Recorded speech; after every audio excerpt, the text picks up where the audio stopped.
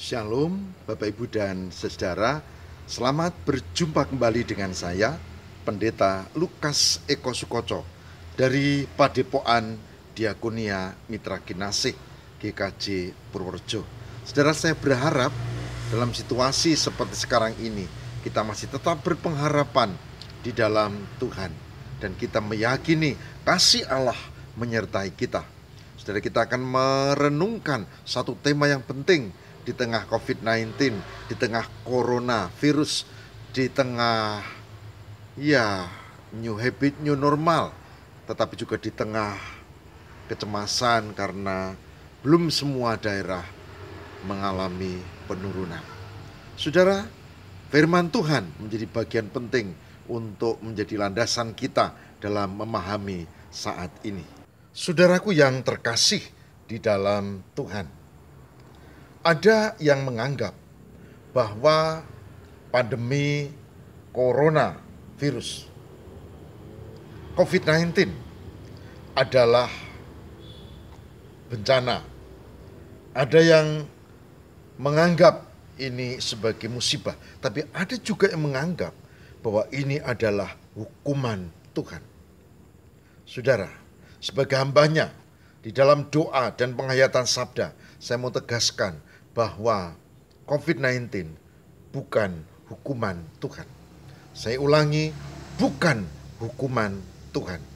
Landasannya apa? Kita akan meriksa dalam Alkitab.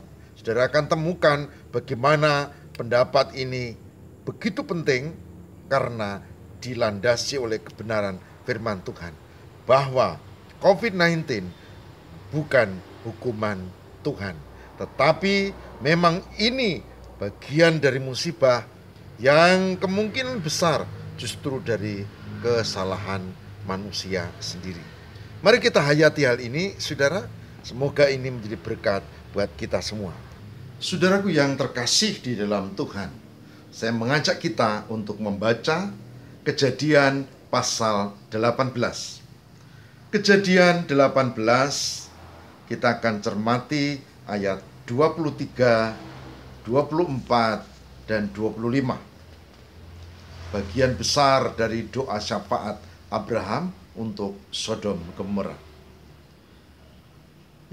Kejadian 18 ayat 23, 24, dan 25 yang demikian sabda Tuhan.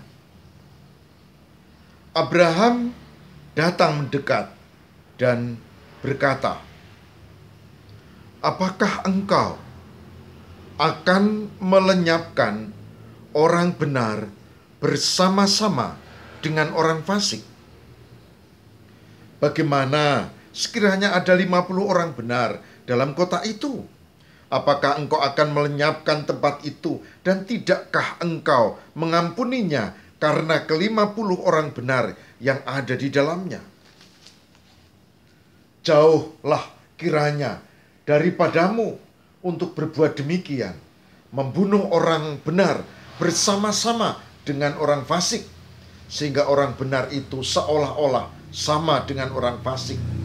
Jauhlah kiranya yang demikian daripadamu. Masakan hakim segenap bumi tidak menghukum dengan adil?" Tuhan berfirman, "Jika kudapati 50 orang benar dalam kota Sodom, aku akan mengampuni seluruh tempat itu karena mereka."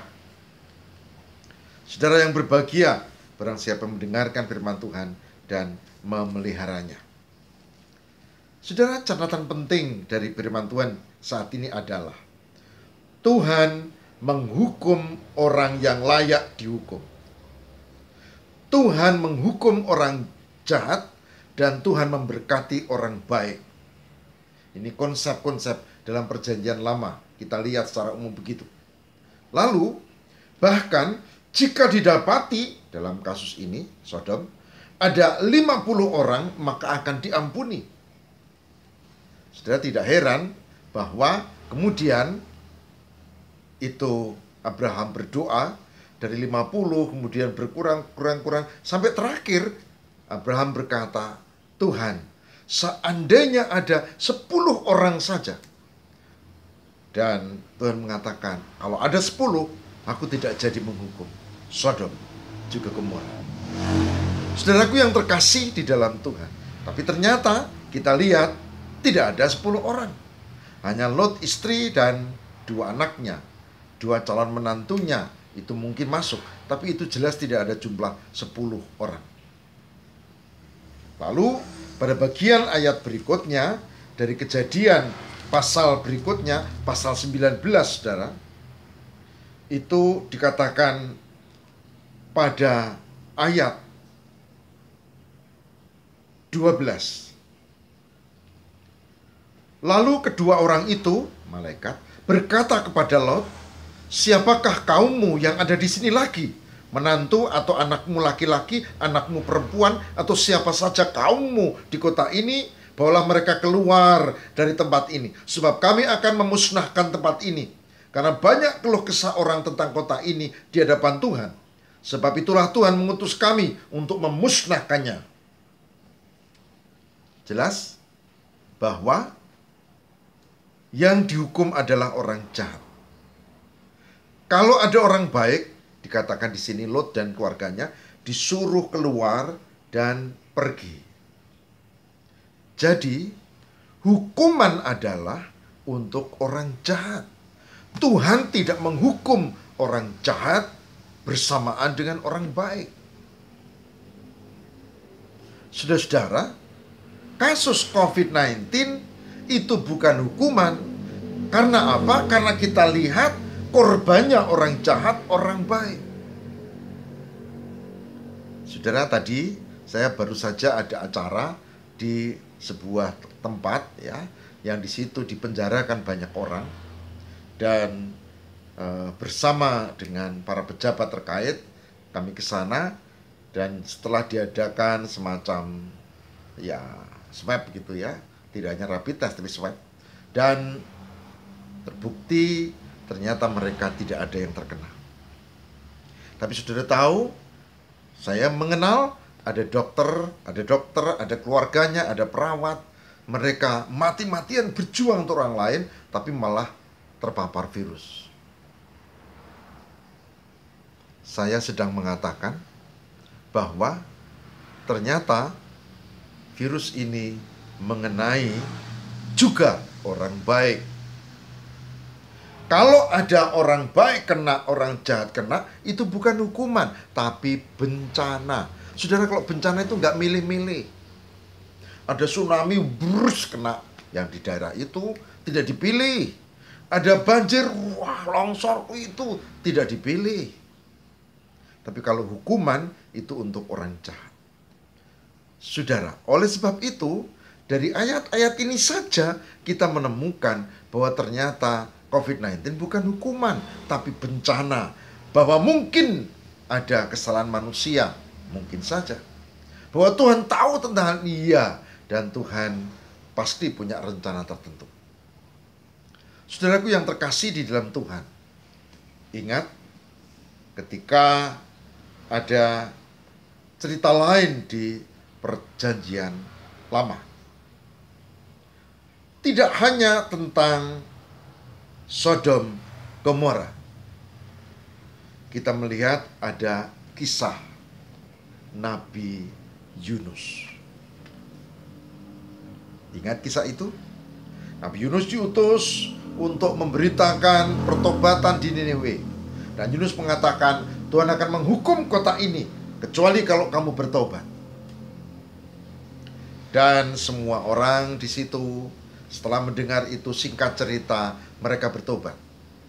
Lalu Tuhan menghukum? Tidak. Tuhan mengampuni.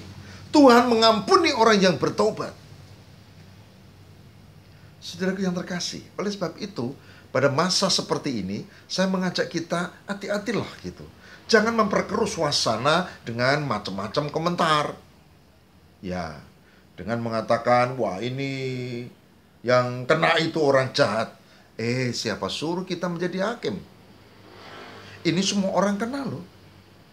Gitu. Kalau kau tidak, syukurlah. Tapi jangan berkata bahwa yang kena itu orang jahat. Ini bencana, bukan hukuman. Janganlah kita mengatakan, oh ini salahnya Tuhan. Masa Tuhan disalahin. Yang bener aja. Wah, ini hukuman. Jelas tadi barusan kita bahas. Bukan hukuman, tapi bencana. Oke. Oleh sebab itu saudara, sebagai hambanya saya mengajak, mari kita hadapi kehidupan ini yang sedang seperti ini dengan tetap memiliki iman dan harap kepada Tuhan. Nggak perlu menghakimi, nggak perlu bilang orang lain yang sedang hati-hati dengan istilah paranoid. Nggak perlu. Kalau engkau tidak kena dan baik, bersyukurlah. Itu bukan landasan untuk sombong dan merendahkan orang lain. Jangan bilang ini Tuhan yang salah, maksud Tuhan disalahin. Dan jangan bilang ini hukuman, karena memang ini bukan hukuman. Ayat yang tadi kita baca. Saya mengajak, mari kita tetap waspada, mari kita cari solusinya, dan mari kita meyakini bahwa Tuhan akan menolong kita. Amin. Mari kita berdoa. Tuhan, berkatilah kami memiliki semangat dan daya juang di tengah pandemi yang memasuki masa new habit, new normal, sementara korban masih terus ada. Tuhan, berkatilah kami dengan keyakinan yang kokoh teguh. Berkati kami dengan kedewasaan sehingga tidak mudah membuat penghakiman, menyalahkan orang lain, menyalahkan Tuhan, bahkan menganggap hukuman. Ampunilah kami. Berkatilah kami untuk bisa menyikapi dengan tepat. Dan biarlah Roh Kudus menguatkan kami, terutama yang sedang terpapar virus ini. Semoga Tuhan tolong untuk dipulihkan. Begitu juga dengan para medis, dokter, perawat, dan timnya, jajarannya yang sekarang harus berjuang keras. Berkatilah, karena mereka dengan penuh kasih melakukan tugas dan tanggung jawabnya. Tuhan, kami serahkan di dalam penyertaan-Mu segenap keluarga yang menjadi korban dari COVID-19. Berkati juga yang berduka dan berkati yang sedang bingung. Berkati Tuhan, karena kami tahu Engkau Maha Kasih. Demi Kristus kami berserah. Haleluya. Amin.